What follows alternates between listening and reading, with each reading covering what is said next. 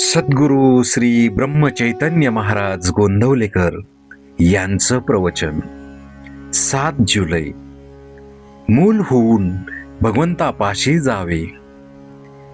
या जगात कर्माशिवाय कोण राहतो? पण कर्म यथासांग होत नाही. याचे कारण आपण कर्म कशाकरिता करतो याची जाणीवच होत नाही आपल्याला. अधिष्ठानाशिवाय कर्म साधत नाही.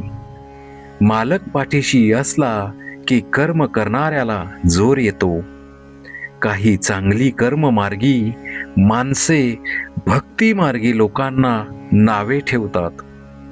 भक्तिभावाने जो राहतो तो दुसऱ्याला नावे ठेवीत नाही. मी कोण हे जाणायला ज्ञान आणि भक्ती लागतेच. तसेच ब्रह्मसत्य जगन्मिथ्या म्हटले तरी त्याचा अनुभव येण्यासाठी कर्म करावेच लागते. उपासना भगवंताला ओळखून करावी. लहान मूल आईकडे डोळे करून मुकाट्याने दूध पिते, त्याप्रमाणे समर्थांसारख्यांनी जे सांगितले ते आम्ही निमूटपणे करावे. डोळे मिटून जितके काम होईल, अंधश्रद्धेने जे होईल ते अभिमानाने ज्ञानाचे डोळे उघडे ठेवूनही होणार नाही. मूल होऊन भगवंताला ओळखावे. याला अडचण एकच असते, माझे शहाणपण आड येते.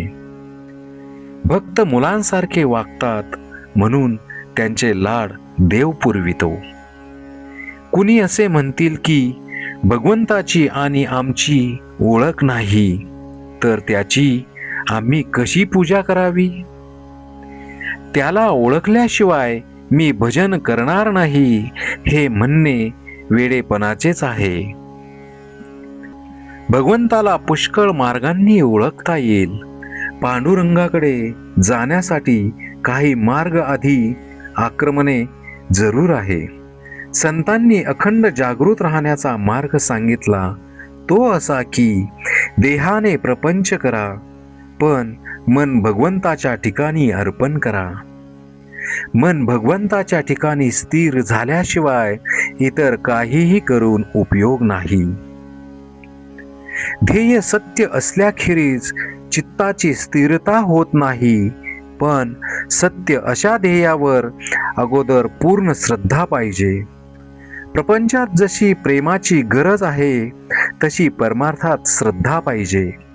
देव माझा आहे असे म्हणण्याऐवजी मी देवाचा आहे असे म्हणावे, म्हणजे श्रद्धा उत्पन्न होते. समुद्राचा तरंग असतो, तरंगाचा समुद्र असतो असे नव्हे. साधनात निश्चितपणा असेल तर त्यात समाधान आहे. म्हणून साधन श्रद्धेने करीत जावे. जशी श्रद्धा तशी फळे. आपण भगवंताच्या स्मरणात निर्धास्त असावे. प्रपंचात कधीच धीर सोडू नये. ज्याप्रमाणे मुंग्यांची राणी जागेवरून हलवली की तिच्या मागे असणाऱ्या हजारो मुंग्या तिच्याबरोबर नाहीशा होतात, त्याप्रमाणे एक देहबुद्धी काढून टाकली की आपल्या मनात उठणारे हजारो संकल्प नाहीसे होतात. या देहबुद्धीच्या पलीकडे गेल्यावर जे ज्ञान होते त्यालाच आत्मज्ञान म्हणतात.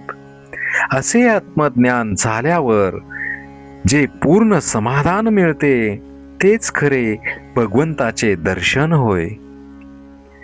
भक्ती मार्ग हा प्रेमाचा मार्ग आहे. प्रपंचाकडचे प्रेम भगवंताकडे वळविले की भक्ती करता येते. श्रीराम जय राम, जय जय राम.